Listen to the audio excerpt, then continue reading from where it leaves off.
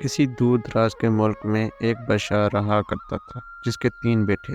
تینوں بہت ذہین اور تمام عمل و فن میں یکساں تھے۔ تیر اندازی ہو یا تلوار چلانے کے جوہر، جنگ کے تمام باریکیوں سے واقف تھے۔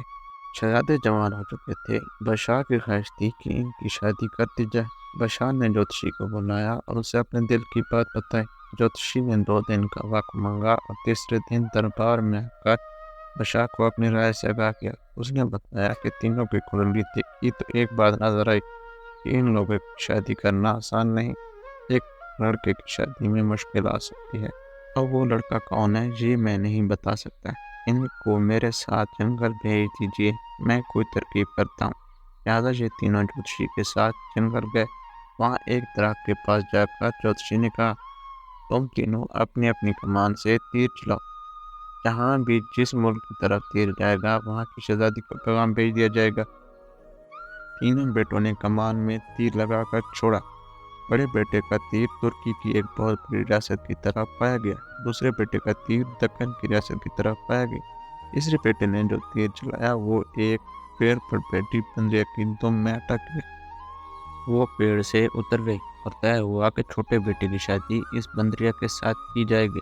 وہ بہت دکھی اور شرمندہ تھا، مگر مجبوری تھی۔ پہلے بچے والدین کی بات نہیں ٹالتے تھے، اس لیے وہ خاموش ہوا۔ سب شہزادوں کی شادی بہت دھوم دھام سے ہوئی۔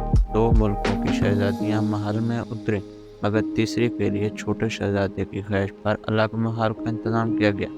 دونوں بڑے شہزادے اپنی رعایا کے ساتھ خوش و خرم زندگی بسر کرنے لگے، مگر چھوٹے شہزادے کے پاس دلہن کے نام پر ایک بندریا تھی۔ وہ بہت پریشان اور شرمندہ رہتا۔ ایک بار بادشاہ اور ان کے ملکہ نے کہا وہ اپنی بہنوں کا سلیقہ دیکھنا چاہتے ہیں، لہٰذا ان کو ایک ایک رومال کاٹنے کے لیے دیا گیا۔ دونوں بہویں اپنے ہنر دکھانے کے لیے محنت سے رومال پر پھول بوٹے بنانے لگیں۔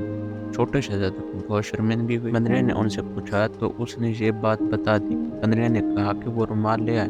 جب سب کے رومال بن کر تیار ہوئے تو بادشاہ اور ملکہ کی حیرت کی انتہا نہ رہی کہ سب سے خوبصورت پڑھائی چھوٹے شہزادے کی بیوی نے کی تھی، جبکہ وہ بندریا تھی۔ دونوں بڑی بہوؤں کو بہت برا لگا۔ چند دن بعد بادشاہ اور ملکہ نے کہا کہ وہ بہو کے ہاتھ کا بنا کھانا کھانا چاہتے ہیں۔ دونوں بہویں تیاری میں لگ گئیں، مگر چھوٹا شہزادہ افسردہ ہو گیا۔ بندریا نے جب پوچھا تو کہا کوئی بات نہیں، میں کھانا پکا کر دوں گی، آپ بھجوا دیجیے گا۔ سب کے پکے کھانے تخت پر پہنچ گئے۔ دونوں نئی دلہنوں کے کھانے کی خوب تعریف ہوئی۔ جب تیسرا کھانا کھلا تو خوشبو سے سارا محل مہک اٹھا، اور اس قدر خوبصورت اور رنگین تھا کہ سب کی نظریں ان پر جم گئیں۔ اور جب کھانا بادشاہ اور ملکہ نے کھایا تو وہ واہ واہ کرنے لگے۔ سب سے مزیدار اور نفاست سے بنا ہوا کھانا چھوٹی رانی کا تھا جو بندریا تھی۔ ملکہ اور بادشاہ کو ایک بار پھر سب دلہنوں کو ایک ساتھ دیکھنے کا دل چاہا۔ اس بار چھوٹا شہزادہ رو پڑا۔ کھانے اور رومال تک تو سب ٹھیک تھا، مگر ان حسین ترین شہزادیوں کے درمیان یہ بندریا کیسے جائے گی؟ بندریا کے پوچھنے پر شہزادے نے سارا ماجرا کہہ دیا۔ چھوٹی بہو نے تسلی دی اور کہا شرط یہی ہے کہ آپ وہاں نہیں جائیں، میں ڈولی میں بیٹھ کر اکیلی جاؤں گی۔ شہزادہ پہلے شرمندہ تھا، فوراً مان گیا۔ پہلی بڑی دلہن سامنے آئی، بہت حسین لڑکی تھی۔ پھر منجلی دلہن آئی، وہ بھی بہت خوبصورت تھی، اور اس کے بعد سب سے چھوٹی دلہن آئی۔ اس کے آتے ہی پورا محل جگمگا اٹھا۔ بادشاہ اور ملکہ تو حیران رہ گئے کہ اتنی خوبصورت لڑکی۔ کسی نے چھوٹے شہزادے تک یہ خبر پہنچا دی کہ اس کی دلہن تو ایک پری جیسی ہے۔ شہزادے نے شرط توڑ دی اور چھپ کر اسے دیکھا، اور گھوڑے پر بیٹھ کر واپس اپنے محل پہنچا۔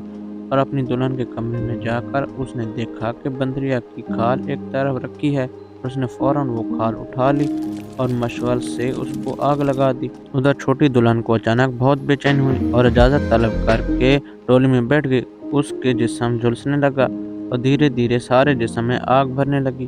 وہ جلنے لگی۔ جب ڈولی محل تک پہنچی تو کافی جل چکی تھی۔ بھاگتی ہوئی کمرے میں آئی اور شہزادے سے اپنی کھال کھینچ لی، مگر کھال کا بہت حصہ جل چکا تھا اور وہ بھی بری طرح جل چکی تھی، اور وہ زمین پر گر کر تڑپنے لگی۔ شہزادہ گھبرا گیا۔ حکیم بلائے گئے، سب نے علاج کی کوشش کی، مگر جلن کسی طرح کم نہ ہوئی۔ شہزادہ بہت شرمندہ تھا اور پریشان بھی۔ پوری سلطنت کے طبیب آ چکے تھے۔ شہزادہ ٹہلتا ہوا باغ میں گیا اور ایک درخت کے ساتھ ٹیک لگا کر کھڑا ہو گیا۔ उस درخت پر 2 چڑیاں آپس میں بات کر رہی تھیں۔ شہزادے نے دھیان سے سنا۔ وہ کہہ رہی تھیں وہ بندریاں نہیں، پرستان کی شہزادی ہے۔ اس کی ایک چھوٹی سی غلطی پر اتنی بڑی سزا ملی ہے۔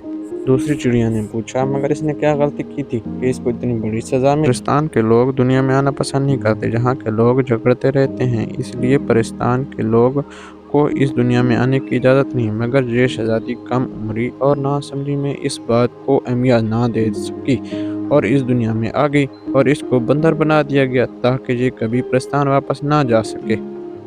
مگر اب کیا ہوگا؟ اس جلن کا کوئی علاج نہیں ہے کیا؟ علاج تو ہے، اس پیڑ کے پھل کو پیس کر زخموں پر لگا دیا جائے تو ٹھیک ہو سکتا ہے۔ مگر دنیا والے مہنگی دوائیں تو خرید لیتے ہیں مگر پیڑوں کو قدر نہیں دیتے جن میں ہر مرض کی دوا ہے۔ شہزادے نے وہ پھل لیا اور اس کو لے کر آیا اور اسے اپنے ہاتھوں سے دوا بنا کر لگائی اور کچھ دیر بعد اس کی جلن ٹھیک ہو گئی۔ دروازہ کھلا اور پرستان کے راجا اور رانی اندر آ گئے۔ شہزادی جلدی سے اٹھی اور ان کے قدموں میں بیٹھ کر رونے لگی۔ راجا نے کہا، بیٹی تم نے بہت تکلیف اٹھائی ہے، اب تمہاری خطا معاف ہو گئی ہے۔ رانی بھی بیٹی کو گلے لگایا اور شہزادے کے سر پر ہاتھ پھیرا۔